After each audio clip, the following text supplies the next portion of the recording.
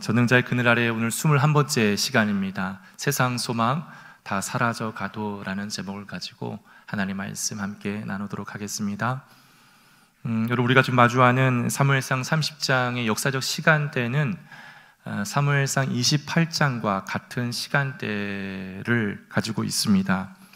이전에 우리는 10월 마지막 주일날 전능자 시리즈 20번째 이 사무엘상 28장의 말씀을 살펴보았는데요.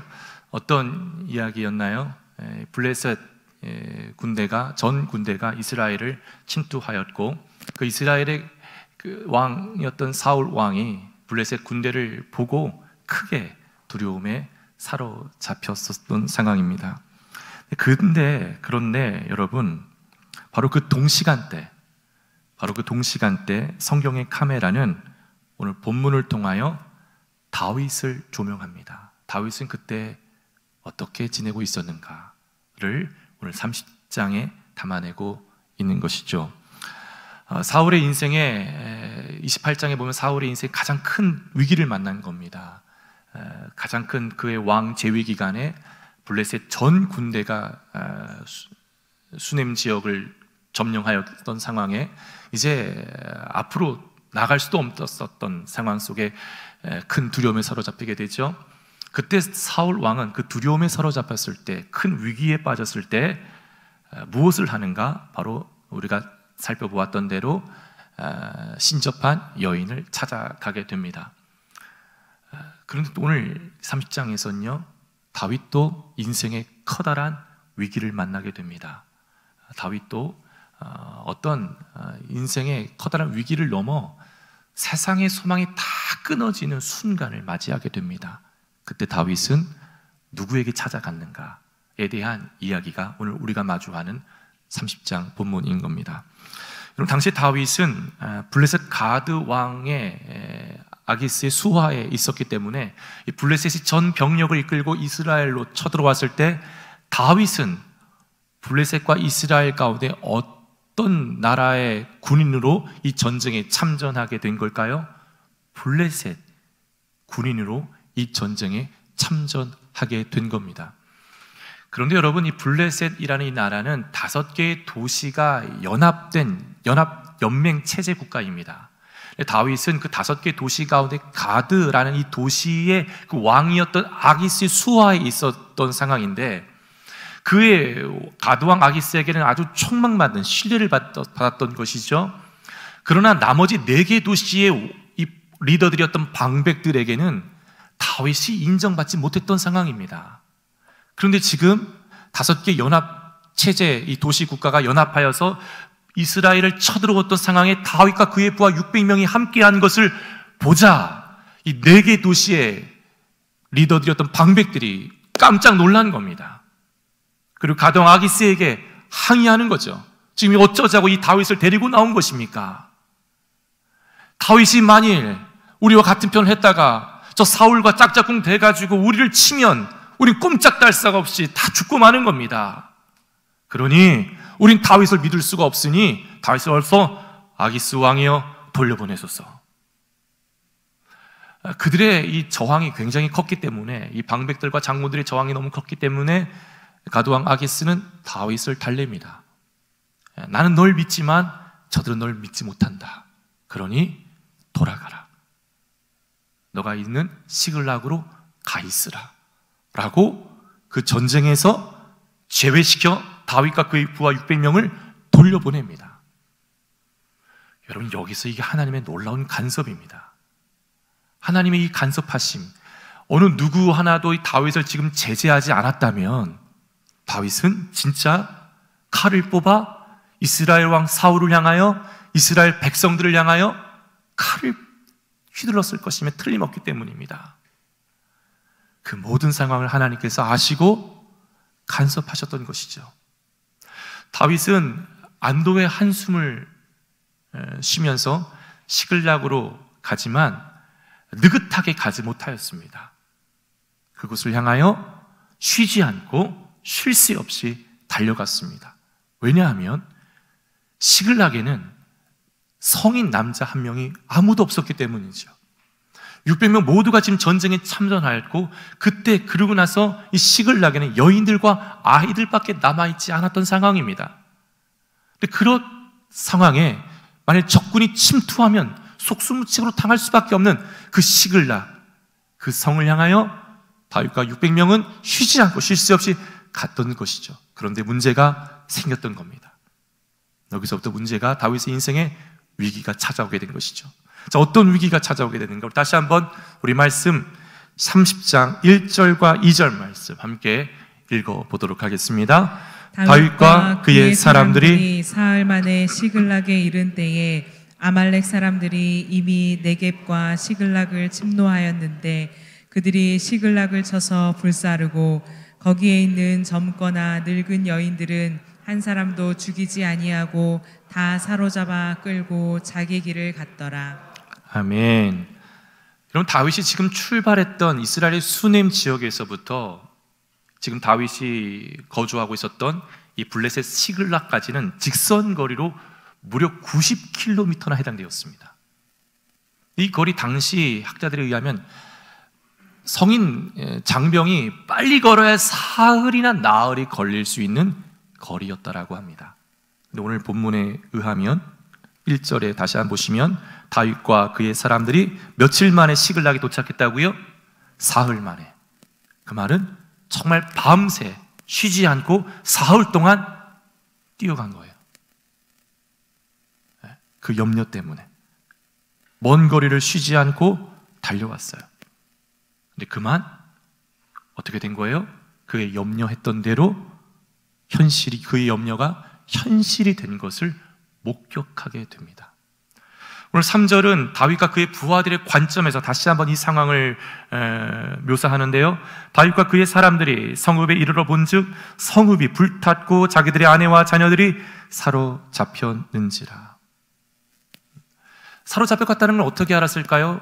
그 불탄 재를 다 봤더니 사람의 시체와 동물의 시체는 없었던 것으로 보아 우리 가족들과 모든 물품들은 다 포로로 잡아간 것이구나 라고 그들이 추정했던 것이죠. 그러나 상황은 매우 절망적이었습니다. 이들이 어디로 갔는지, 그리고 얼마큼 갔는지 전혀 알 길이 없었던 상황입니다. 이러한 상황 속에 이들은 4절에 보면 다윗과 그와 함께한 백성이 울 기력이 없도록 소리를 높여 울었다. 매우 절망적인 상황이었다는 것을 단편적으로 좀 보여주고 있는 겁니다. 다윗뿐만 아니라 모든 600명의 남자들이 울 기력이 없을 정도로 대성통곡하며 울었다라는 거예요. 여러분 지금 삶의 터전이 다 불타버린 겁니다. 그리고 자신의 가족들을 다 지금 잃어버린 상황입니다. 빼앗긴 상황이에요. 모두 지금까지 모아놓던 재산이 다 지금 한순간에 지금 다 빼앗긴 상황입니다. 이렇게 이 상황, 소망의 모든 것이 끊어지는 이 상황 속에 다윗에게는 더 큰 청천벽력 같은 소리가 다윗에게 들렸던 거죠. 그것이 무엇인가? 6절 상반절 보시면 백성들이 자녀들 때문에 마음이 슬퍼서 다윗을 돌로 치자 하니. 지금까지 동고동락했던 600명 부하들이 갑작스럽게 다윗을 돌로 치자라고 모의를 하고 있었던 거예요. 왜 이들의 다윗에게 책임을 돌렸을까에 대해서는 본문은 정확하게 그것에 대한 것을 우리에게 가르쳐 주지 않습니다. 그러나 이들이 얼마나 슬펐으면, 얼마나 한이 맺었으면 직접적인 잘못이 없는 다윗을 죽이려고 했다라는 것. 또 한 가지, 오늘 6절 상반절 백성들이 자녀들 때문에 마음이 슬퍼서 다윗을 돌로 치자고라고 했다라는 것은 이들 생각은 이제 처자녀들을 더 이상 찾을 수 없다라는 매우 매우 깊은 절망 가운데 놓여져 있었다라는 것을 우리는 짐작해 볼 수 있는 겁니다. 다윗의 인생에 세상 소망이 다 끊어지는 순간을 지금 맞이한 거예요. 자신의 터전이 불탔어요. 자신의 모든 모아놓은 재산이 다 빼앗겼어요. 자신의 생명과도 같은 처자녀들이 지금 모두가 다 포로로 잡혀갔어요. 그들의 생명이 지금 어떻게 되는지 알 길이 없어요. 거기에다가 다윗은 믿었던, 지금까지 동고동락했던 10여 년 동안 이 광야 여정과 블레셋 1년 4개월 동안의 여정에 함께 생명을 나누었던 그 부하들이 모두가 다 배신을 하려는 순간에 지금 봉착했던 겁니다.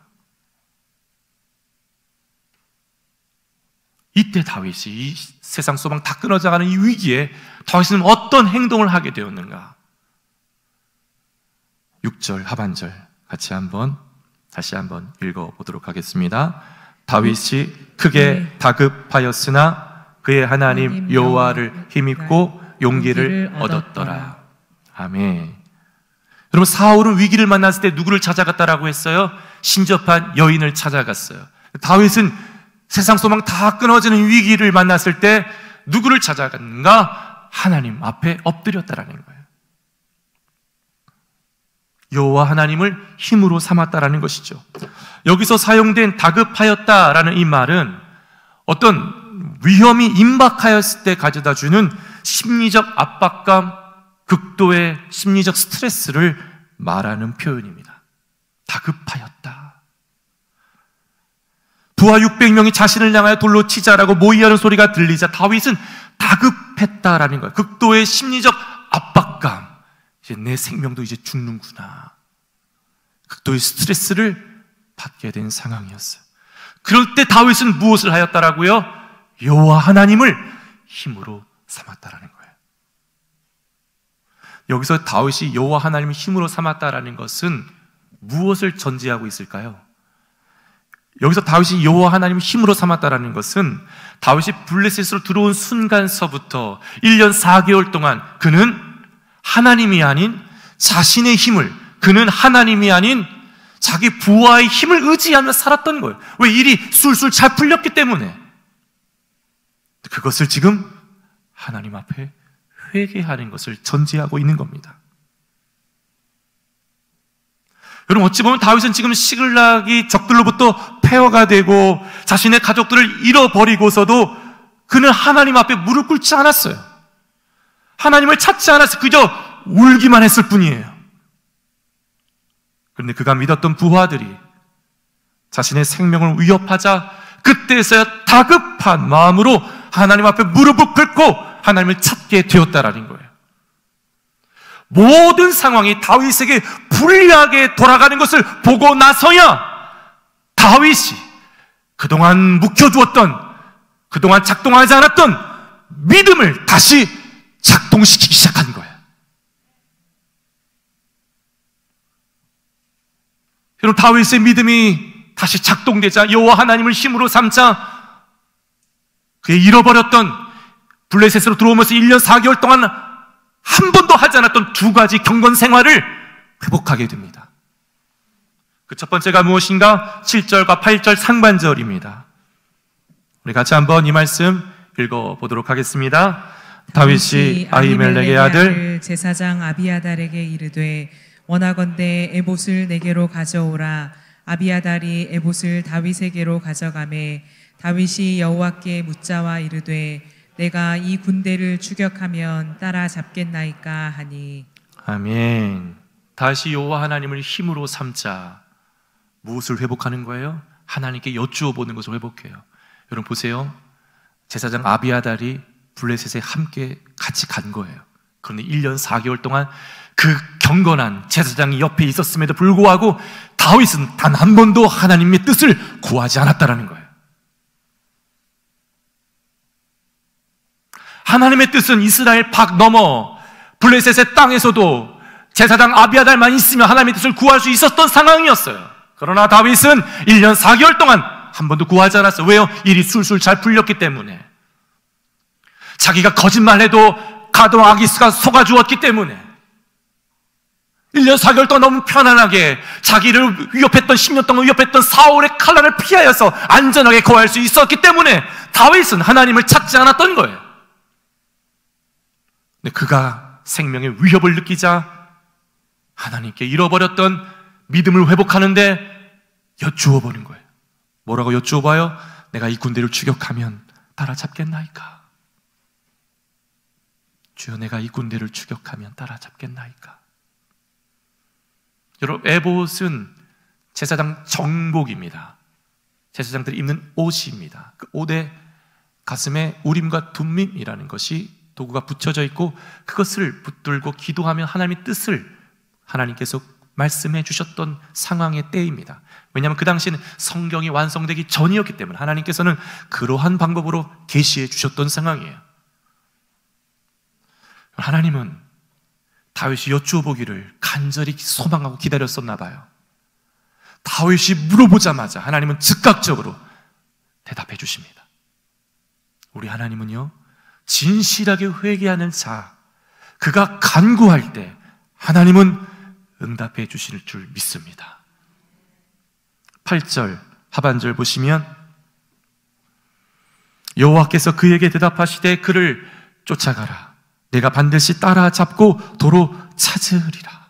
하나님 두 가지를 약속합니다. 첫 번째, 반드시 따라잡는다. 가라. 두 번째 약속한 건 도로 찾게 된다. 도로 찾으리라. 여러분, 도로 찾으리라 라는 이 말씀에 놀라운 위로의 말씀이 담겨져 있는 겁니다.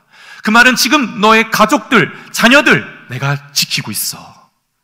내가 보호하고 있어. 걱정하지 마. 그것뿐만 아니라 내가 너를 통하여 너의 모든 600명의 가족과 자녀들을 내가 구원시킬 거야. 네가 올 때까지. 도로 찾으리라. 이 말씀이 다윗에게 얼마나 위로가 됐을까요? 이 약속의 말씀을 다윗이 다시 붙들게 되는 거예요. 여러분, 잃어버렸던 두 가지, 하나는 기도를 회복해요. 또 한 가지는 하나님의 약속의 말씀을 붙들기 시작했다는 것. 현실은 나아진 것이 없습니다. 상황은 달라진 것이 없어요. 그러나 다윗의 여호와 하나님을 힘으로 삼자 하나님의 약속의 말씀을 붙들기 시작했다는 거예요.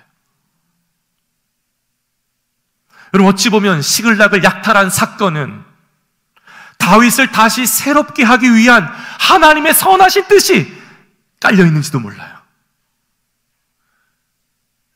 다윗이 시글락 약탈한 사건은 다윗과 그의 부하들이 방심했던 사건이에요. 하나님이 이것을 조장한 사건이야. 우리 하나님은 짓궂은 하나님이 아니세요. 그럼에도 불구하고 하나님께서 이 사건을 통하여 악을 선으로 바꾸시는 하나님을 지금 다윗은 만나고 있는 거예요. 다윗은 지금 악을 1년 4개월 동안 하나님 앞에 보여드렸지만 하나님은 이제 이 사건을 통하여 다윗을 다시 새롭게 하기 위하여 하나님이 나서신 거예요.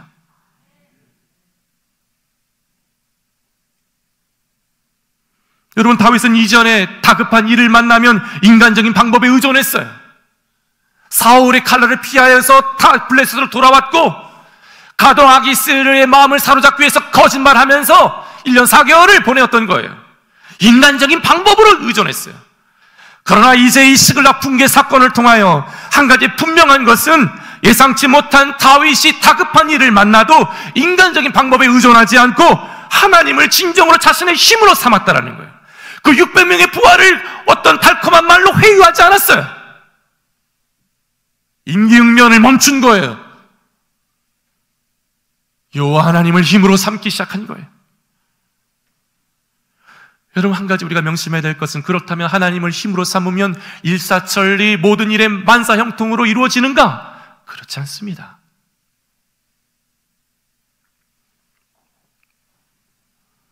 우리 말씀 9절과 10절 우리 김혜경 목사님 읽어주시기 바랍니다.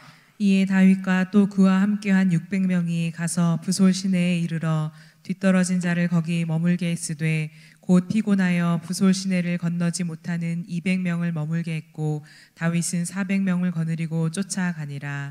아멘. 낙오자가 생깁니다. 지금 한 명이 급한 상황에 600명 가운데 무려 200명의 낙오자가 생겨요. 여러분, 한번 생각해 보십시오. 지금 3일 동안 90km를 밤새 쉬지 않고 달려왔어요. 충격적인 장면을 보게 된 것이죠. 다시 이들이 길을 떠났던 거예요. 부솔 시내, 이스라엘 남쪽 끝단의 부솔 시내에 도착하자 이들 가운데 200명이 장병들이에요. 10년 동안 광야에서 다윗과 함께 내노라 하는 그런 산전순을 다 겪었던 자들이에요.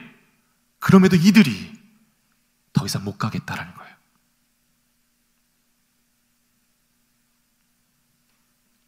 다윗이 어떻게 했을까요? 세상 군대 방식으로 채근했을까요? 어서 일어나! 너희들 그렇다고 군인이야? 일어나지 못해! 막 채근했을까요? 강압적으로 막 밀어붙였을까요? 그렇지 않았어요. 채근하지도 않았고 강압적으로 몰아붙이지도 않았고 이들을 정죄하거나 비난하지도 않았어요. 한 명이라도 절실히 필요한 상황이 200명을 두고 가야 하는 다윗의 심정은 어떠했을까요? 왜 두렵지 않았겠어요? 그런데 이 두려운 상황에 다윗은 믿음을 작동해요. 여러분, 믿음을 작동하다 보니 다윗이 떠올랐어요. 사무엘상 17장에 다윗이 골리앗과 싸웠을 때 다윗이 골리앗에게 했던 말이 다윗에게 떠올랐던 거예요. 다윗은 그때 알았어요. 골리앗을 무찔렀었던 내 힘이 아니었다는 것을. 다윗은 골리앗에게 이야기를 합니다. 외칩니다. 전쟁은 칼과 창에 달려있는 것이 아니라 여호와의 손에 달려있다. 그랬을 때 하나님께서 다윗에게 승리를 안겨준 것을 다윗은 다시 회상합니다. 여러분, 전쟁의 승리는 인간의 병력의 숫자와 무기와 어떤 전술 전력이 아니라 오직 하나님의 주권에 달려있음을, 하나님의 손에 달려있음을 다윗은 다시 붙들어요. 그리고 하나님의 약속의 말씀을 다시 붙드는 거예요. 하나님 반드시 너 찾게 될 것이다. 도로 찾으리라. 따라잡을 것이다. 가라 라고 하셨던 그 말씀 붙들게 된 거예요. 두렵지만, 현실은 더 절망적인 상황이지만 다윗은 하나님의 약속의 말씀을 붙들게 됩니다. 그리고 나고한 200명을 배려해요. 잘됐다. 지금 우리가 짐을 지고 가는데 우리가 기동력이 너무나 지금 딸린다. 너희들이 이 부솔 시내에서 우리의 짐을 지켜줘라. 우리가 이 모든 짐을 벗고 그래야 우리가 빠르게 적을 따라잡을 수 있을 것 같아. 너희들은 여기서 남아 우리들의 짐을 지켜주길 바란다. 새로운 임무를 부여하고 나머지 400명 데리고 다윗은 다시 출발합니다.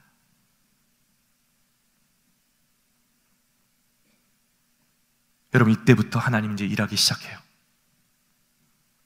여러분, 절망적인 상황이 있다 할지라도 하나님의 약속의 말씀을 붙들고 나아가는 자 위에 하나님은 지금도 일하실 줄 믿습니다. 자, 오늘 본문에서 하나님이 이제 어떻게 일하시는지 잘 보십시오. 하나님은 짜자잔 나타나지 않아요. 우리의 일상을 통하여 하나님은 역사하시는 거예요. 우리 말씀 11절과 12절 말씀 좀 길지만 우리 같이 한번 한 목소리로 함께 읽어보도록 하겠습니다.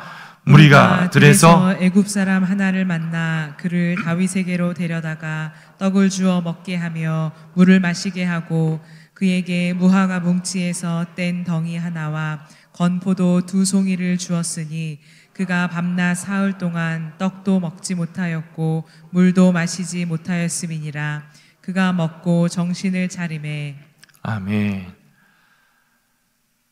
여러분, 성경의 역사에서 나오는 우연은 모두가 다 하나님의 철저한 섭리 속에 이루어지는 것들입니다. 하나님을 힘으로 삼고 나아가는 자 위에 살아가는 우리의 모든 일상의 우연은 하나님의 섭리 가운데 놓여진 일상인 줄 믿습니다. 다윗과 함께 가는 400명 군사들은 그 넓은 술 광야, 이들이 지금 가고 있는 곳은 술 광야 한복판입니다. 이 술 광야에서 시글락을 침략한 아말렉 사람들을 찾기란 거의 불가능한 일이었습니다.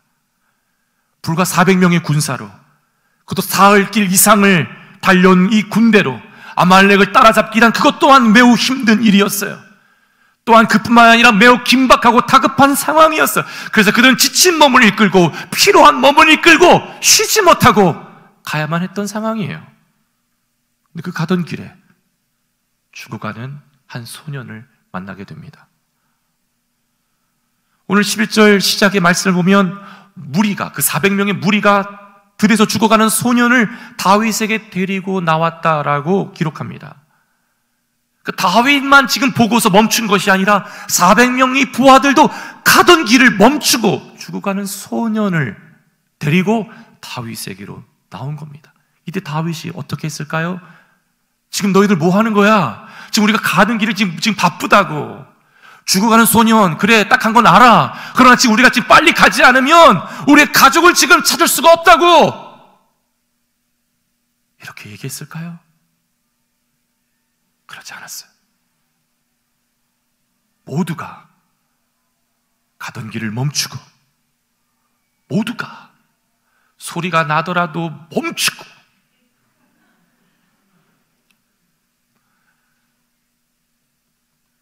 이 죽어가는 소년에게 떡과 물을 주고 건포도와 무화과 뭉치를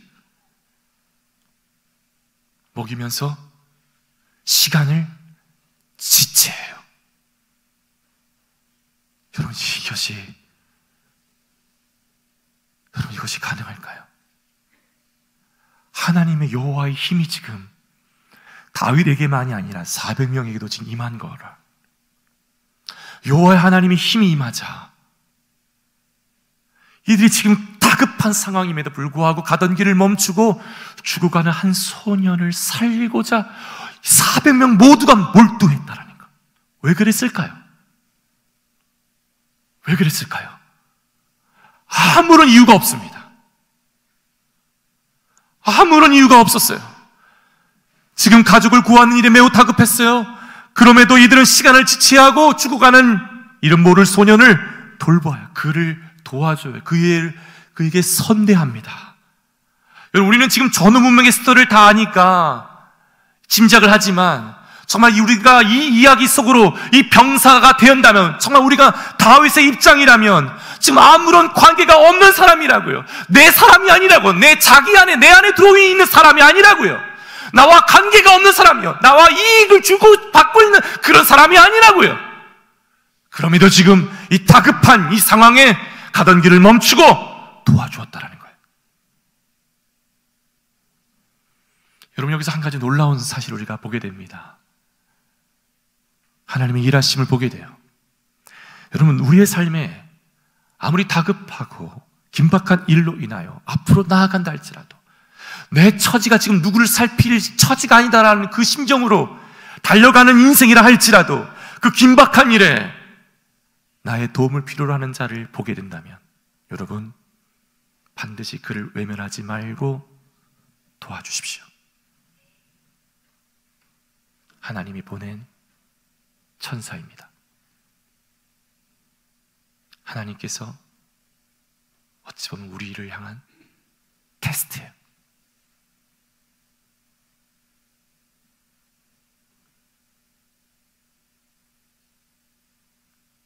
아무런 조건과 이유 달지 않고 이 400명은 그에게 도움을 베풀었을 때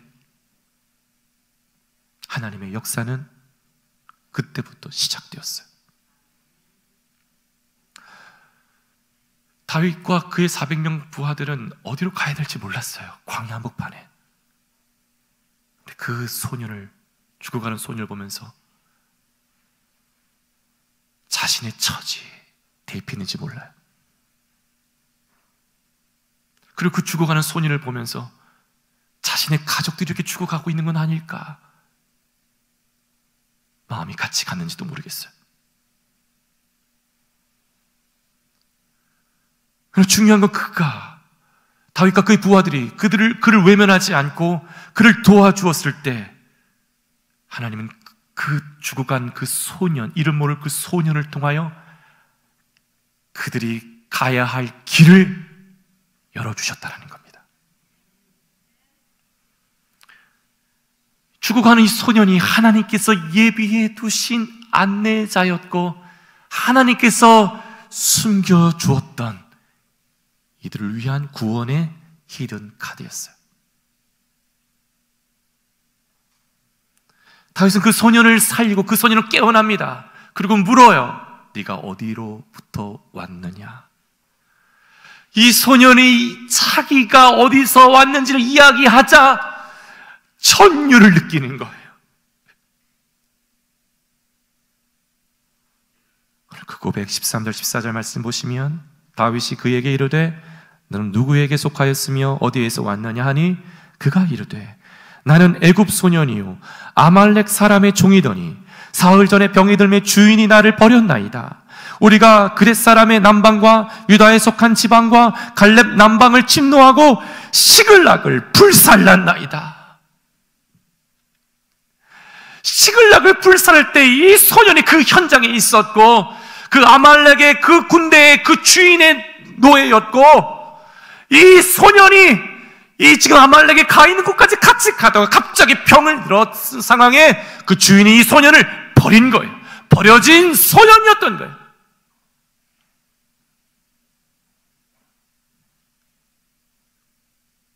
다윗은 너무나 전율을 느끼며 물어봅니다. 네가 우리를 그곳에 안내해 줄 수 있느냐? 그들이 어디 있는지 우리를 안내해 줄 수 있느냐? 소년은 이야기합니다. 하나님의 이름으로 나를 지켜줄 것이다라는 걸 맹세하신다면 내가 당신에게 아말렉이 지금 어디 있는지를 안내하리이다. 하나님이 예배해 두신 거예요. 여러분,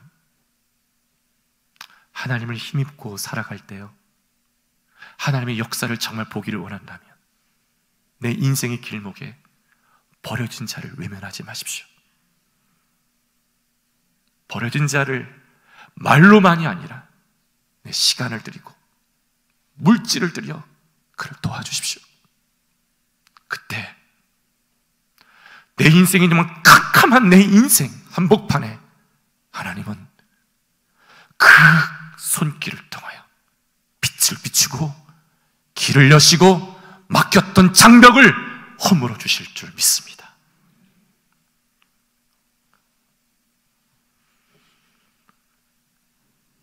그 소년의 안내에 따라 다윗과 그의 부하들은 함께 갑니다.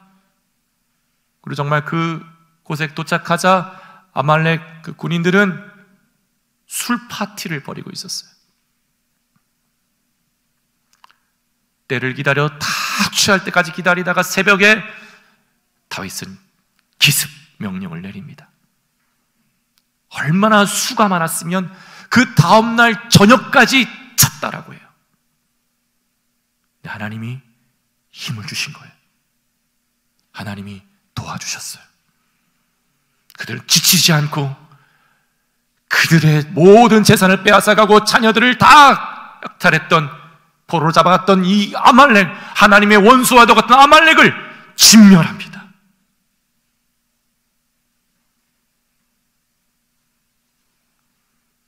그리고 그 모든 가족들을 되찾고 잃어버렸던 물품들을 다 되찾고 200명이 남겨진 부설 시내로 오게 되었는 그날, 그 순간 또 다른 커다란 위기를 만나게 돼요. 공동체 분열의 위기를 만나게 됩니다.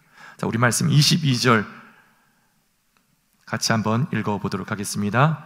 다윗과 함께 갔던 자들 가운데 악한 자와 불량배들이 다 이르되 그들이 우리와 함께 가지 아니하였은즉 우리가 도로 찾은 물건은 무엇이든지 그들에게 주지 말고 각자의 처자만 데리고 떠나가게 하라 하는지라. 아멘. 그들 가운데 불량배라고 표현을 합니다. 성경은 불량배들이 200명 남겨진 자들에게는 전리품을 주지 말자라는 거예요. 그냥 그들의 처자녀만 데리고 가라고 하자라는 거예요. 공로가 없다라는 거예요. 이때 다윗이 위기를 만난 겁니다. 공동체 분열의 위기를 만났어요. 이때 다윗이 어떤 지혜를 발휘하냐면요, 위대한 고백을 합니다. 이 고백이 이스라엘의 규율이 돼요. 이스라엘의 법이 됩니다. 자, 어떤 고백을 하냐면 23절, 24절 보시면 다윗이 이르되 나의 형제들아 여호와께서 우리를 보호하시고 우리를 치러 온 그 군대를 우리 손에 넘기셨은즉 그가 우리에게 주신 것을 너희가 이같이 못하리라. 이 일에 누가 너희에게 듣겠느냐? 전장에 내려갔던 자의 분깃이나 소유물 곁에 머물렀던 자의 분깃이 동일할지니 같이 분배할 것이니라. 아멘. 자, 보십시오. 이 전쟁의 승리의 공로는 누구에게 있다라는 거예요? 다윗에게 있지 않다라는 거예요. 이 전쟁의 공로의 승리는 지금 400명에게 있지 않다라는 거예요. 오직 여호와 하나님에게 있다라는 거예요. 하나님의 은혜로 우리가 이렇게 전쟁을 승리하였고 잃어버렸던 물품을 다 얻게 되었고 빼앗겼던 가족들을 다시 되찾게 되었는데 우리에게 무슨 분깃을 더 가지라는 것이 말이 되느냐? 우리 또한 하나님의 은혜로 이 모든 것을 얻게 되었기에 하나님의 은혜는 동등하다라는 거예요. 하나님의 은혜는 남겨진 200명에게도 동등하다라는 거예요. 중요한 놀라운 표현입니다. 버려진 자들을 외면하지 않았어요. 남겨진 자들을 차별하지 않았다는 거예요. 버려진 그리고 남겨진 자들을 외면하지 않고 차별하지 않았다. 여러분, 우리는 코로나 인생의 전쟁터에 살고 있어요. 이 상황에 믿음이 좋은 사람들은 앞장서 나갈 거예요. 그러나 믿음이 좋지 않은 자들, 믿음이 연약한 자들은 뒤처질 수밖에 없어요. 그런 이러한 상황에 믿음이 약하다고 해가지고 그들을 정죄하거나 그들을 비난하거나 그들을 손가락질하면 안 된다는 거예요. 우리 모두가 죄인이고 우리 모두가 하나님의 은혜로 여기 있건만 하나님의 은혜는 동등하다라는 거예요. 할렐루야. 이것이 우리 공동체의 규율이 되기를 주 예수의 이름으로 축복합니다. 말씀을 정리해 봅니다. 오늘 우리 중에 세상 소망 다 사라져버린 위기를 만난 이가 있습니까? 인생의 다급한 위기를 만난 이가 계십니까? 바로 그 자리가 여호와 하나님만을 나의 힘으로 삼는 자리를 믿고 다른 모든 것을 내려놓을 수 있기를 축복합니다. 지금까지 내 힘을 의지하여 살아온 이가 있다면 이제부터 하나님만을 나의 힘으로 의지하며 살기를 결단할 수 있기를 바랍니다. 그리고 여러분의 삶에, 우리들의 삶에 하나님의 힘을 경험하길 원한다면 두 가지 명심하십시오. 버려진 자들, 남겨진 자들을 외면하지 말고 차별하지 않고 그들을 돕고 그들에게 은혜를 함께 나눌 때 하나님의 역사는 그때부터 우리의 삶에도 우리 공동체에도 시작될 줄 믿습니다. 우리 모두 함께 이 마음을 담아 함께 찬양하도록 하겠습니다.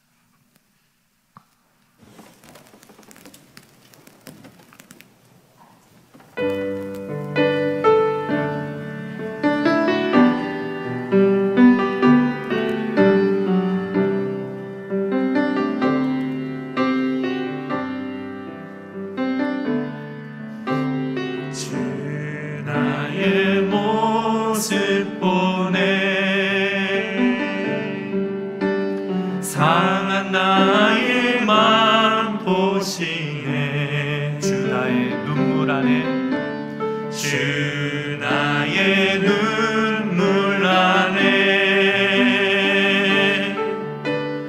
홀로 울던 마음 아시네. 다시 한번 찬양할 때 주 나의 모습 보내, 주 나의 모습 보내. 상한 나의 마음 보시네. 주 나의 눈물 안에, 주 나의 눈물 안에 홀로 울던 마음 아시네. 세상 소망 다 사라져가도, 세상 소망 다 사라져가도 주의 사랑은 끝이 없으니 살아가는 이 모든 순간이 주의 힘을 나를 믿네. 주 사랑 내게 있네, 주 사랑 내게 있네. 할렐루야. 그 사랑이 날 채우네. 주 은혜 내게 있네, 주 은혜 내게 있네. 할렐루야. 그 은혜로 날 세우네. 세상 소망, 세상 소망 다 사라져가도 주의 사랑은 끝이 없으니 살아가는 이 모든 순간이 주의 힘을 세상 소망 다 사라져가도 주의 사랑